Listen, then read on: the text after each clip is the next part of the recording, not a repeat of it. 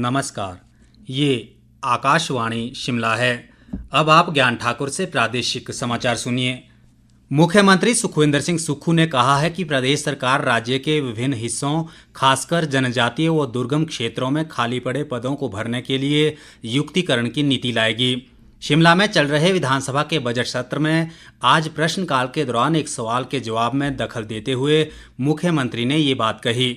उन्होंने कहा कि ये नीति जनसंख्या और भौगोलिक परिस्थितियों पर आधारित होगी ताकि किसी भी विभाग, निगम या बोर्ड में कोई पद खाली ना रहे। मुख्यमंत्री ने कहा कि सरकार युक्तिकरण की नीति पर काम कर रही है। इससे पूर्व विधायक डॉक्टर जनकराज के मूल सवाल का जवाब देते हुए बागवानी व जनजातीय विकास मंत्री जगत सिंह नेगी ने कहा कि जनजातीय क्षेत्रों में अधिकारियों और कर्मचारियों की कमी चिंता का विषय है। उन्होंने मुख्यमंत्री से जनजातीय क्षेत्रों में खाली पदों की समस्या को दूर करने के लिए ट्राइबल सब कैडर फिर से आरंभ करने पर विचार करने का आग्रह किया। विधायक राकेश जम्वाल के एक सवाल के जवाब में जगत सिंह नेगी ने कहा कि सरकार बंदोबस्त का काम तेज करने के लिए प्रयासरत है ताकि इस कार्य को समय पर पूरा किया जा सके। जगत सिंह नेगी ने कहा कि बंदोबस्त का कार्य तेज करने के लिए सरकार ने आधुनिक मशीनों का ऑर्डर भी दिया है, लेकिन अभी तक ये मशीनें आनी बाकी है।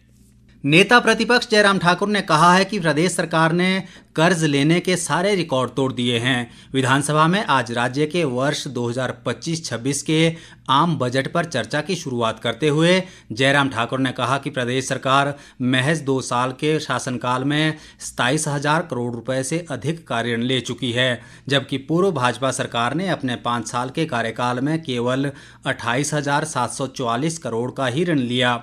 उन्होंने प्रदेश सरकार पर केंद्रीय योजनाओं के पैसे से कर्मचारियों को वेतन और पेंशन देने का भी आरोप लगाया। जयराम ठाकुर ने कहा कि प्रदेश पर 1 लाख करोड़ रुपए के कर्ज का रिकॉर्ड मुख्यमंत्री सुखविंदर सिंह सुक्खू के नाम लिखा जाएगा।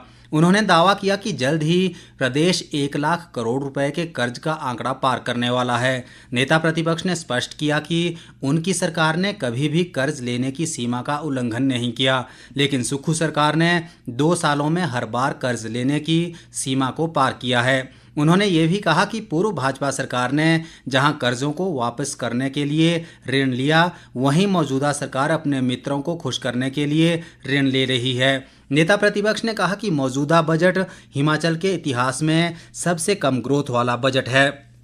विधायक कुलदीप सिंह राठौर ने कहा है कि विदेशों से आ रही सेब की नर्सरी को 1 साल तक क्वारंटीन करना आवश्यक है, लेकिन कई व्यापारी मापदंड को पूरा नहीं कर रहे हैं, जिससे वायरस का खतरा बढ़ गया है। शिमला में पत्रकारों से बातचीत में कुलदीप राठौर ने कहा कि उन्होंने विदेश से आ रहे सेब के पौधों में वायरस का मामला आज सदन में भी उठाया है। उन्होंने सरकार से विदेश से आ रहे सेब की नर्सरी की जांच करवाने का आग्रह किया है। कुलदीप राठौर ने कहा कि आज के समय में सेब उद्योग पर संकट बढ़ गया है। सबसे बड़ी बात क्या है कि जो भी आप ले रहे हैं जरूरी नहीं है कि वो जेन्युइन हो, क्योंकि बहुत सारा मामलों में ऐसा भी हुआ है कि बागवानों से पैसे लिए और उन्हें कहा गया कि क्वारंटीन हम कर रहे हैं और बाद में पैसे लेके फरार हो। बागवान लगातार जो है ठगी का और उपेक्षा का शिकार हो रहे हैं। मुझे ये लगता है कि इस दिशा में सरकार को बहुत गंभीर प्रयास करने की जरूरत है। केंद्रीय जल शक्ति राज्य मंत्री राजभूषण चौधरी ने बताया है कि प्रधानमंत्री कृषि सिंचाई योजना के त्वरित सिंचाई लाभ कार्यक्रम के तहत अगस्त 2024 में हिमाचल प्रदेश की फिनासिंग बहुउद्देशीय परियोजना को शामिल किया गया है। राज्यसभा सांसद सिकंदर कुमार के एक सवाल के जवाब में संसद में उन्होंने ये जानकारी दी।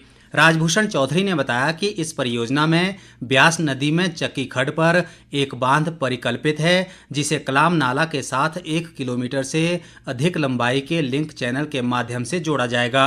केंद्रीय मंत्री ने बताया कि इस परियोजना का उद्देश्य कांगड़ा जिले में 8,443 हेक्टेयर की वार्षिक सिंचाई और 1.88 मेगावाट की जल विद्युत उत्पादन क्षमता मुहैया करवाना है। उन्होंने कहा कि वित्त वर्ष 2024-25 में फिनासिंग परियोजना के लिए 67 करोड़ 5 लाख रुपए की केंद्रीय सहायता के लिए मुख्य स्वीकृति जारी की गई है।